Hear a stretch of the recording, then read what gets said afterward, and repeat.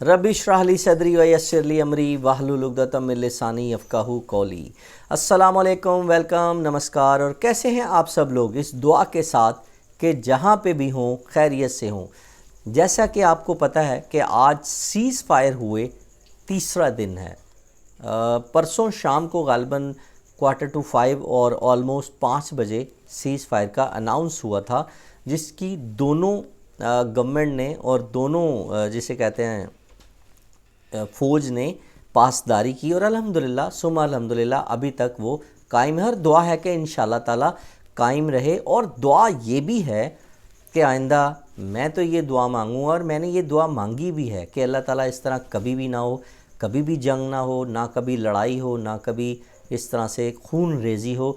क्योंकि अगर एक नज़र दौड़ाई जाए कि कौन हारा कौन जीता, किसको शिकस्त हुई किसको फ़तह हुई, इससे कतई नज़र ये देखना पड़ेगा कि कितनी माँओं के जो बच्चे हैं, कितनी माँओं के जो लाल हैं वो उनसे बिछड़ गए, कितनी माँओं के जो गोदे हैं वो जिसे कहते हैं ना वो बिल्कुल उनसे जुदा हो गई। और अगर हम कुछ फुटेजेस, कुछ इमेजेस जो हमें सोशल मीडिया पे गर्दिश करते हुए नज़र आ रही हैं, अगर हम उनको देखें तो मैं ये समझता हूँ कि दिल खून के आंसू रोता है एकदम से। आपको अपनी औलाद, आप भी यकीनन माँ बाप हैं और आप भी किसी की औलाद थे, जब आप ये देखते हैं कि अगर किसी माँ से उसका ख़ास तौर पे जवान बेटा, वो जवान बेटा जो कि मतलब एक गबरू जवान जिसे हमारी लैंग्वेज के अंदर कहते हैं, वो जवान बेटा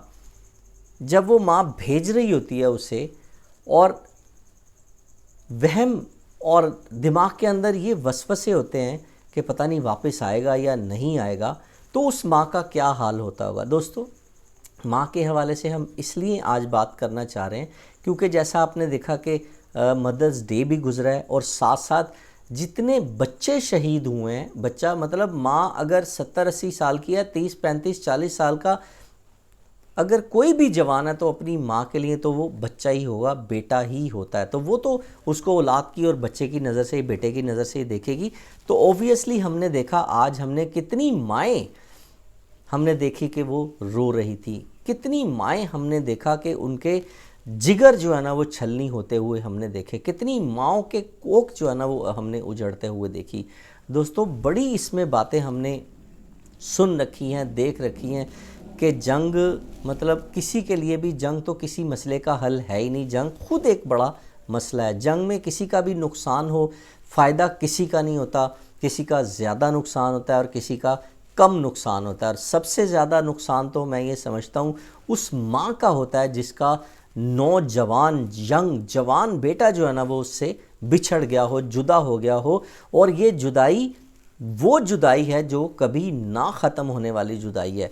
ये वो जुदाई नहीं है कि चलो साल बाद 2 साल बाद वापस आ जाएगा। एक आस होती है, एक उम्मीद होती है कि चलो गया है वापस आ जाएगा। नहीं दोस्तों, ये वो जंग थी जिसमें काफ़ी सारे हमारे दोनों तरफ के नौजवान, देखें पाकिस्तानी नौजवान हो, पाकिस्तानी कोई फ़ौजी हो, या इंडियन भारतीय कोई नौजवान हो, भारतीय कोई फ़ौजी हो, हमारे लिए दोनों एक जैसे हैं। मैं ये समझता हूँ कि पाकिस्तान में और इंडिया में कुछ अनासिर ऐसे हैं, कुछ लोग ऐसे हैं जो कि नफ़रत को प्रमोट करते हैं और जो कि जंग चाहते हैं, लड़ाई चाहते हैं, भाईचारा नहीं चाहते, दोस्ती नहीं चाहते और सुलह नहीं चाहते। लेकिन मैं ये समझता हूँ कि आज के दौर में बहुत सारे दोनों तरफ की जो अवाम है, अगर आप अवाम का के बारे में अगर पूछें, अवाम से अगर आप कोई भी इस हवाले से बात करना चाहेंगे तो आपको ये लगेगा कि दोनों की तरफ की जो अवाम है वो दोस्ती चाहते हैं, अमन चाहते हैं, भाईचारा चाहते हैं और जंग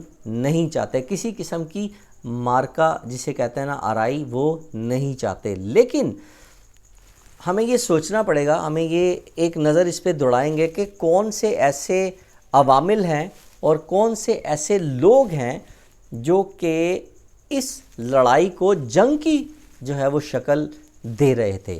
और कितने आप अगर नज़र दौड़ाएं, मैं अगर पाकिस्तान की तरफ देखूं, आप अगर इंडिया में भारत में देखें तो आपको गिनती के चंद गिने चुने हुए लोग नज़र आएंगे जो टीआरपी के चक्कर में, व्यूअरशिप के चक्कर में अपनी मतलब जिसे कहते हैं ना, इनकम के चक्कर में, अर्निंग के चक्कर में, कि किसी तरह हमारा चैनल, हमारा मतलब यूट्यूब चैनल है या आपका कोई सोशल मीडिया का प्लेटफॉर्म है या इसके अलावा आपका मतलब बड़ा मीडिया कोई है, और हमने देखा कि बड़े मीडिया पे बैठकर दोनों तरफ, मैं नाम नहीं लेना चाहूँगा, दिल तो बड़ा कर रहा है कि 3-4 नाम मैं इधर से लूँ, 3-4 नाम मैं उधर से लूँ।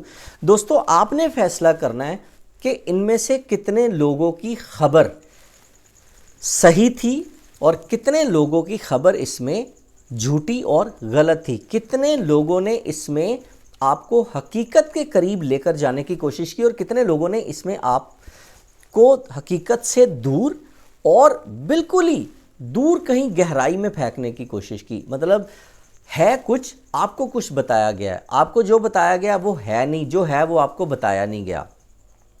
और तो और मतलब आप अंदाज़ा लगाइए कि पूरे चंद लोगों ने पूरे मुल्क को ही जो है ना वो सफ़ा हस्ती से मिटा दिया।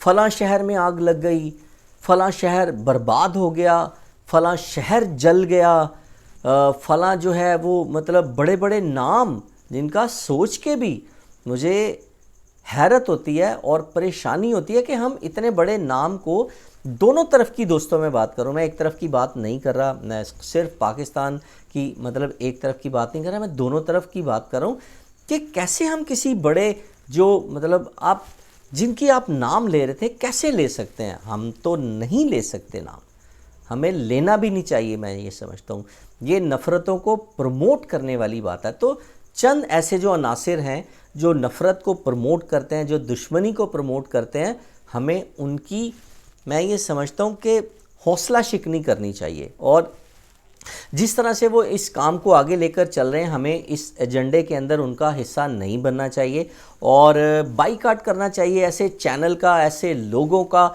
दोनों तरफ से मैं ये कहूँगा, मैं सिर्फ इंडिया की बात नहीं, मैं सिर्फ पाकिस्तान की बात नहीं कर रहा।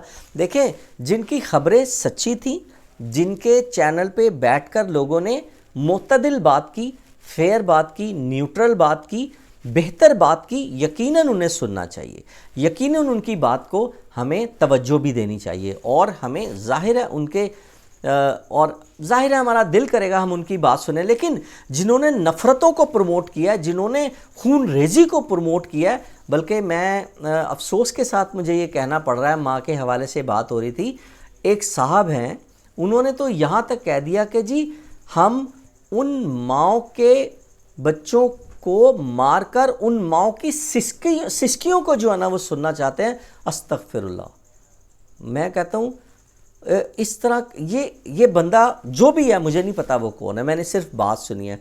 क्या ये ऐसा इंसान कहीं किसी भी मज़हब का भी हो, क्या वो इंसान कहलाने के काबिल है? मैं समझता हूँ बिल्कुल इंसान कहलाने के भी काबिल नहीं। वो इंडियन और पाकिस्तानी तो क्या, वो इंसान कहलाने के भी काबिल नहीं है। छोटा सा इर्तज़ा जो शहीद हुआ है, जब उधर इतने बच्चे शहीद हुए हैं, इतनी माएँ जो हैं वो वहाँ पर तड़पी हैं, यहाँ पर भी तड़पी हैं। मैं ये कहूँगा कि एंड होना चाहिए, लड़ाई का एंड होना चाहिए, हमेशा के लिए एंड होना चाहिए। कभी भी जंग की और इस तरह से लड़ाई की कोई भी बात ना करें। दोस्तों अभी हम देख रहे हैं, काफ़ी सारे दोस्त ये कह रहे हैं आप हमारी वीडियो उठा के देखें। पीछे जो 2, 3, 4 हमने वीडियो की हैं, हमने उसमें भी अपने मुल्क की खैर मांगी है, किसी दूसरे मुल्क की उसमें तबाही नहीं मांगी। हमने किसी दूसरे मुल्क के किसी भी बंदे की हमने उसमें उनकी तबाही के लिए या उनकी कत्लो गारत के लिए कोई बात नहीं की। हमने अपने मुल्क की और अपने मुल्क के जो लोग हैं ख़ास तौर पे, और जो भी लड़ रहे थे, जो फ्रंट पे, उनकी खैर मांगी कि खैरियत से ये मामला जो है ना वो रफ़ा दफ़ा। और अल्लाह का शुक्र है, अल्हम्दुलिल्लाह ये मामला रफ़ा दफ़ा हुआ भी है। जैसे भी हुआ है रफ़ा दफ़ा तो हुआ है, वरना अगर ना बात मानते आपकी सरकार और हमारी सरकार, ना बुर्दबारी का, समझदारी का, मैच्योरिटी का मुजाहरा करते, तो अभी न जाने कितनी और अमवात हो जाती है, न जाने कितनी माएँ और अपने बच्चों को जो है ना वो रो रही होती। तो ये जो भी हुआ मैं समझता हूँ अच्छा हुआ, और अल्लाह करे आइंदा ऐसी खून रेजी, ऐसी जंग, ऐसी लड़ाई, ऐसा मार्का कभी भी ना हो और नफ़रतें ख़त्म हो, मोहब्बत बढ़े। दोस्तों आपका इसके बारे में क्या ख्याल है आपकी, क्या राय है, ज़रूर बताइएगा। अपना ख्याल रखिएगा। अल्लाह हाफ़िज़।